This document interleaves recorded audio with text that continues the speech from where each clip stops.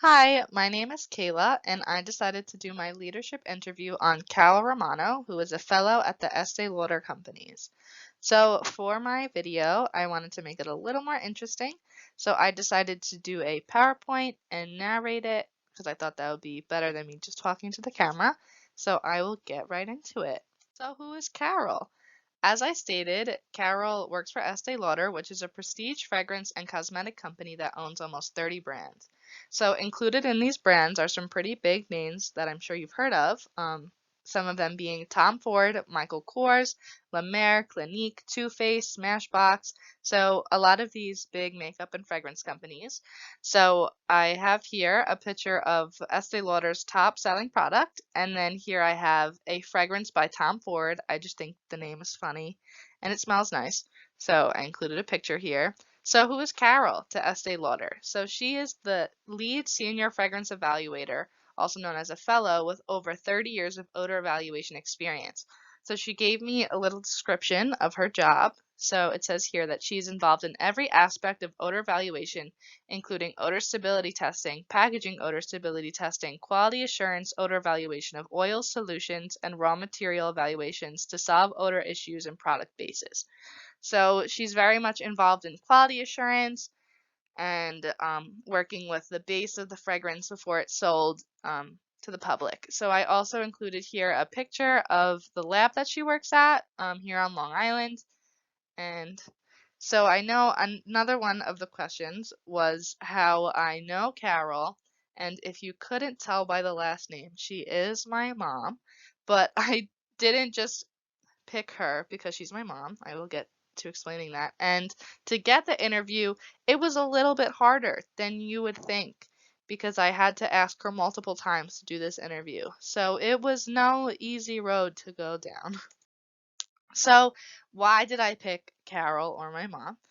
So, she started working for Estee Lauder back in 1983 when she got the job at the factory, and here she did manual labor on the assembly line. So here she's not in this picture, but I have a picture of exactly what she used to do. She used to like put the fragrance in boxes, put the little caps on the fragrances, stuff like that. So I wanted to know, and why I picked her was because she started here and now is one of the top people at Estee Lauder. And I wanted to see what kind of leadership skills she has that brought her from having one of the most basic jobs at Estee Lauder to being one of the most important people in the company. And now she gets to travel the world and teach people about evaluating fragrance and what it's like and how to be a good leader, basically. So I think that's super cool, and I wanted to really know more about that and how she did that. So, my perception of Carol during the interview. So, it was really fun for me to do this interview because I got to see the fragrance lab she works at. So, you have to be 18 or older to be able to even step foot into the building. So, since I'm finally 19, I was able to go there and see what it looks like. Unfortunately, you cannot take pictures inside the lab, but she told me about this picture, which is her actual lab, and that is Mr. Tom Ford himself who came and visited them one time, and she knows these two people, so I thought that was really cool. So that's the closest picture I can give for the lab. So while I was there, she seemed so passionate about describing her general workday. An example of what she would usually be doing is quality testing to make sure products keep their odor quality over time and they smell exactly the same every time you apply them. So she tests the fragrances and tests them over time to see if you pick up the fragrance on the first day you bought it and then 2 years later if it still has the same scent, because that's really important. People expect their fragrance to smell the same exact way they did when they bought it. And I also thought Carol was so humble. Um, I've been living with her for 19 years, and I did not know that she did any of this or that she held such a high position in Estee Lauder. I really had no idea. So when I interviewed her, I was like, wow, okay. Because I honestly had no idea that she had such a high position and people looked up to her the way that they do. So that was really cool for me. So some key leadership characteristics that she has. So I have how she got there and how she stays there. So how she got there, meaning how she got to the current position where she is as a fellow. And she told me that she does the best at her job no matter how little it was. So no matter if she was putting little boxes together or just smelling something, she always put her best effort into it no matter what. And she never wanted to stop learning. She has a passion for fragrance, and everything someone told her, she wanted to know about it. She wanted to know how to be better. She wanted to know how she can educate people. She wanted to know everything about fragrance and how she stays as a leader. So, how she currently is a fellow and how she stays there as a fellow. So, she has a passion. As I said, she has a passion for fragrance. She has a passion for evaluating things and teaching people about fragrance and traveling places and teaching the world about making good quality perfumes. And she also has respect for people. She treats everyone how she would want to be treated. She isn't mean, she isn't nasty. She's kind to everyone she works with.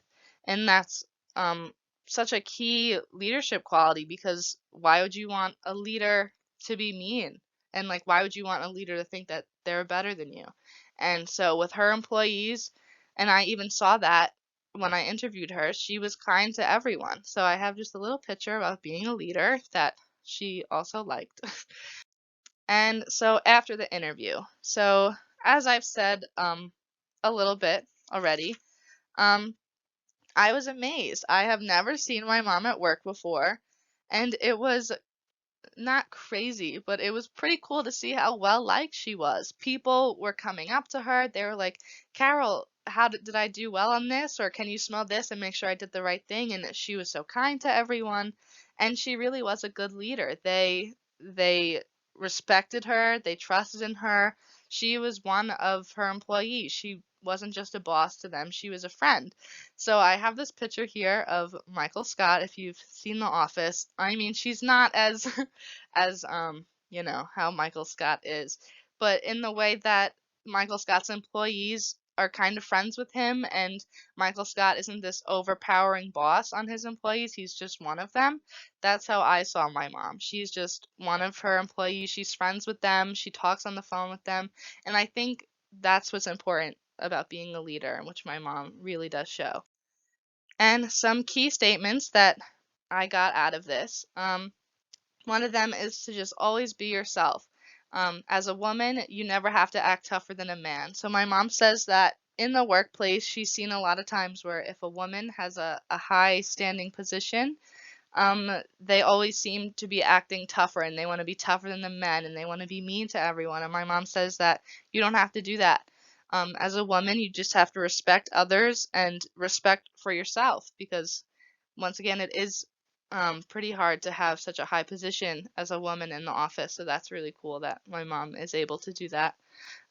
Don't fix the blame, fix the problem.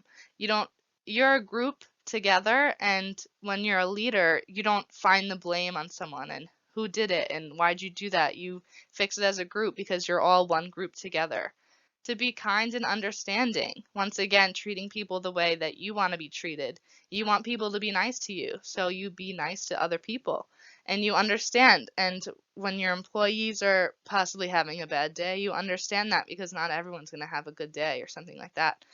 And then the last one is, no matter what your position is, to be the first one to roll up your sleeves and help out. So my mom has no issue of being asked for help or doing things herself or getting to work as soon as she gets in there and showing people that this is what we're going to do today, and I'm going to be doing it with you.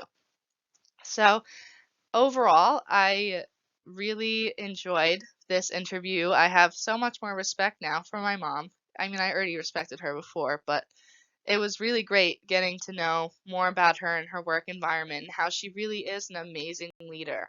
And I am very happy that I chose my mom for this interview because it was super interesting. And that's it.